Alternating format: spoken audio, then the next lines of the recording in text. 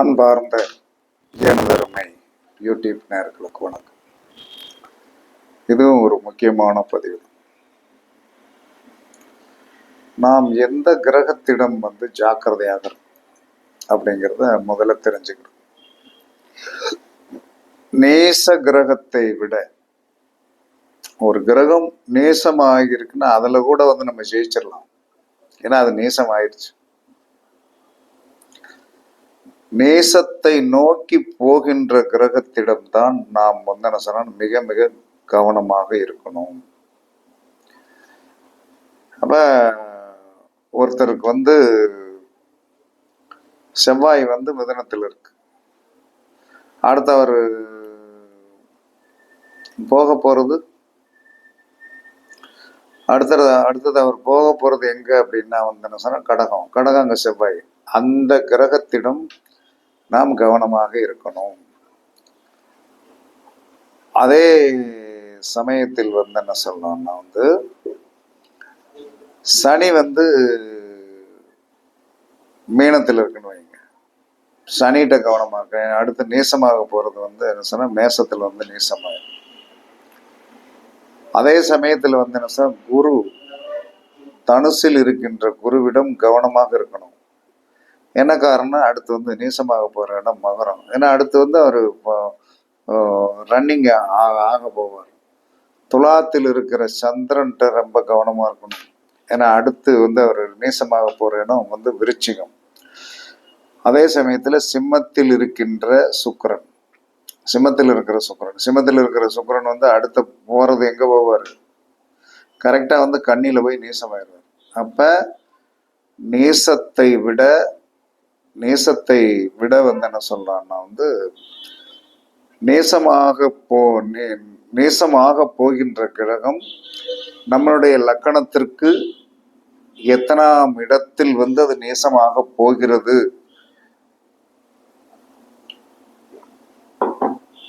என்பதை தெரிந்து நாம் அந்த கட்டத்தில் ரொம்ப கவனமாக இருக்கும்.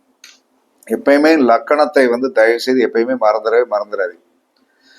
கிரகத்தோடைய நம்ம ஒரு டாபிக்ல நேச கிரகத்தை விட நேசமான இடத்தை நோக்கி போகிற கிரகத்துல ஜாக்கிரதையா இருங்கன்னு நம்ம போடுவோம். இது பொதுவான நம்ம சொன்னாலும் உங்களுக்கு என்ன சொன்னா உங்களுடைய லக்கணத்திற்கு அந்த நேசமாக போகிற கிரகம் எத்தனாம் இடத்துல இருக்கு, நேசத்தை நோக்கி போறது அந்த இடத்துல பெரிய இழப்பீடுகளை நாம் சந்திக்க வேண்டிய ஒரு நிலைமை கண்டிப்பாக கொடுத்துரும்.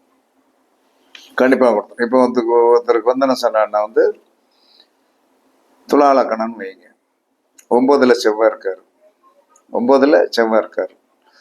அதுக்கடுத்து என்ன சொன்னா அந்த செவ்வாய் என்ன சொன்னா துலா லக்கணத்துக்கு 10ஆம் இடத்துக்கு அடுத்த மூவிங்ல போகும். அப்ப இவர் எப்பயுமே மாமியாரிடம் ரொம்ப ரொம்ப ரொம்ப ரொம்ப ரொம்ப கவனமாக இருக்கணும்.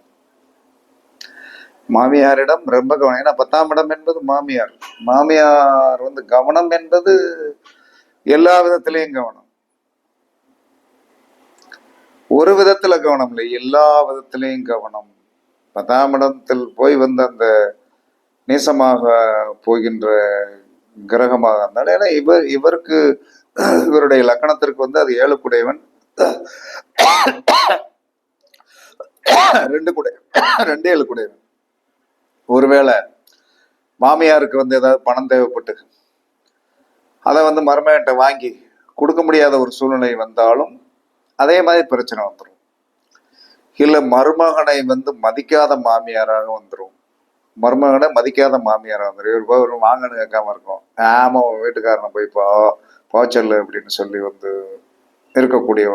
அப்ப அதே சமயத்துல எல்லா கிரகங்களும் அது என்ன ஆதிபத்தியம் உடையதோ, அது லக்கணத்திற்கு என்ன ஆதிபத்தியம் உடையதோ அந்த ஆதிபத்தியமுடைய செயல் நேசத்திற்கு முன்னாடி நேசத்தை போய் அவர் தழுவ போறார் என்று சொல்லி வரும்போது நீங்கள் கண்டிப்பாக கவனமா இருக்கணும். அதுதான் உங்க வாழ்க்கையில் ஒரு பெரிய சர்க்கிள். அப்ப இதுக்கு நம்ம உதாரணம் சொல்லியாச்சு. இப்ப என்ன சொன்னா சுக்கிரன் என்ன சொல்றான்னா சிம்மத்தில் இருக்கிறார். சிம்மத்திலிருந்து திசை நடத்துகிறார் அல்லது சிம்மத்தில் இருக்கிறார். அடுத்த போக போற இடம் என்ன சொல்லலாம்னா கன்னி அங்க நேசமாக போறார். அப்ப நேசமாக போறார் அப்படின்னு சொல்லி வரும்போது உங்களுடைய லக்கணத்திற்கு அது எத்தனாம் இடம் என்று பார்த்து அந்த இடத்தை வந்து நீங்கள் என்ன சொன்ன கவனமாக டீல் பண்ணலைன்னா உறுதியாக உங்களுக்கு சர்க்களை வந்து இந்த சுக்கிரனால் நீங்கள் சந்திப்பீர்கள். இன்னும் நோயாளியாக ஆகிவிடலாம். ஏன்னா காலபுருஷனுடைய அது 6ஆம் இடம், காலபுருஷனுடைய 6ஆம் இடமாக வருகின்ற காலத்துடன் நோயாளி. அப்ப நோயாளி என்பது என்ன சொன்னா அது வந்து பாலுணர்வு நோயாக கூட வருவதற்குண்டான சாத்தியக்கூறுகள் இருக்கிறது. நோயாளி வருவதற்குண்டான சாத்தியக்கூறுகள் இருக்கிறது. இதே மாதிரி வந்து என்ன சொன்னா ராகு கேதுகளுக்கு நீங்க எடுத்துக்கலாம். ராகு கேதுகள் நேசமாகின்ற இடம் பொதுவாக ஆதி காலத்தில் சொல்லப்பட்டுள்ளது எங்கன்னா ரிஷபத்துல தான். இப்போ ஒருத்தருக்கு வந்து என்ன சொன்னா மிதனத்தில் ராகு இருக்காருன்னு வச்சுக்கிடுங்க.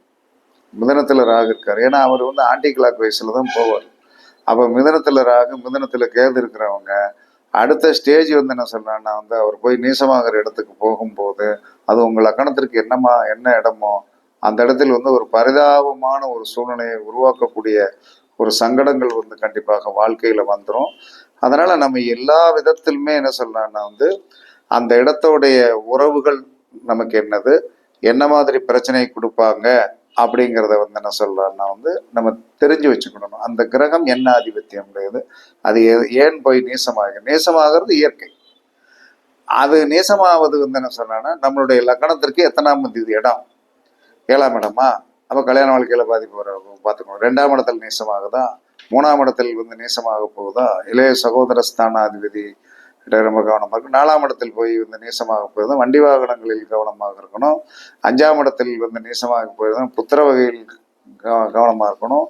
6ஆம் இடத்தில் வந்து நேசமாக போகிறதா, உங்களுக்கு வந்து என்ன சொன்னா வந்து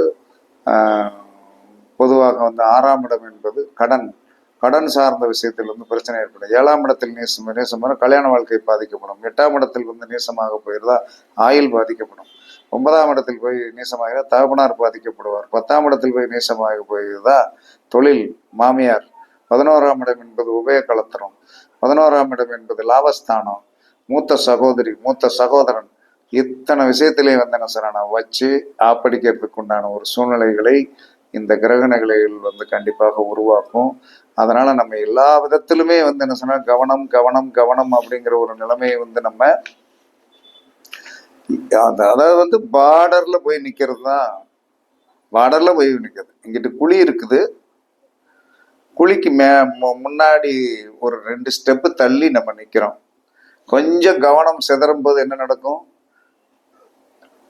குழிக்குள்ளதான விழுவோம். அத மாதிரி கிரகங்கள் நேச வீட்டுக்கு முதல் கட்டத்தில் இருந்தால் அது ஆபத்திலும் பயங்கரமான ஆபத்தானது என்று சாஸ்திரம் சொல்லுகிறது. அது உங்களுடைய லக்கணத்திற்கு என்ன ஆதிபத்தியம் உடையது என்பதை நீங்கள் பார்த்து நீங்கள் கவனமாக இருந்து கொண்டீர்கள் என்று சொன்னால் கண்டிப்பாக நீங்கள் வந்து என்ன சொன்னா வந்து தலைக்கு வந்தது வந்து என்ன சொன்னா வந்து தலைப்பாகையோடு போய்விட்டது என்று சொல்லக்கூடிய ஒரு சூழ்நிலையை நீங்கள் வந்து கொஞ்சம் புத்திசாலித்தனமாக இருந்தால் நீங்கள் செயல்பட்டு கொள்ளலாம். அல்லது நீங்கள் வந்து என்ன சொன்னா வந்து கை கட்டி நிற்க வேண்டிய ஒரு நிலைமையை வந்து இந்த நேசமான இடத்திற்கு முதல் கட்டத்தில் நிற்கின்ற கிரகங்கள் பயங்கரமான ஆபத்தை கொடுக்கும். இது சத்தியமான உண்மை. அதுதான் டேஞ்சர் ஜோன் அப்படின்ட்டான். இந்த டேஞ்சர் ஜோனை வந்து தெரிஞ்சு வச்சுட்டு அது என்ன ஆதிபத்தியத்தில் இடத்துக்கு நேசமாக போகுது, அது என்ன அமைப்பு அப்படிங்கிறத நீங்கள் வந்து பரிச்சித்து பார்த்து வந்து என்ன சொன்னான்னா வந்து கவனமாக இருக்க வேண்டும் என்று சாஸ்திரம் சொல்லுகிறது. இதுதான் நேச கிரகத்தை விட நேசமான கிரகம், நேசத்தை நோக்கி போய்கொண்டு இருக்கின்ற கிரகம் ரொம்ப வந்து என்ன சொன்னா கொடுமையை செய்யும் என்று சாஸ்திர சம்பிரதாயங்கள் சொல்லுகிறது. பரிச்சித்து பாருங்கள். பரிச்சித்து பார்த்து அதற்கு தக்கன உங்களுடைய நடைமுறைகளை வந்து பாதிப்பில்லாமல் பார்த்து கொள்ள ஜோதிடம் கண்டிப்பாக வந்து என்ன சொன்னா வழி சொல்லி இருக்கிறது. எது அப்படிங்கிறத நம்ம கவனமா இருக்கும். எனக்கு தெரிஞ்சு ஒருத்தருக்கு வந்து சிம்மத்தில்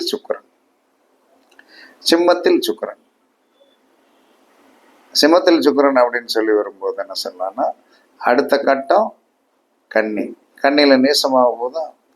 அப்ப 5 கூடையவன் 5ஆம் இடத்துல போய் வந்து என்ன சொல்றான்னா வந்து சுக்கிரன் உட்கார்ந்து இருக்கிறார்.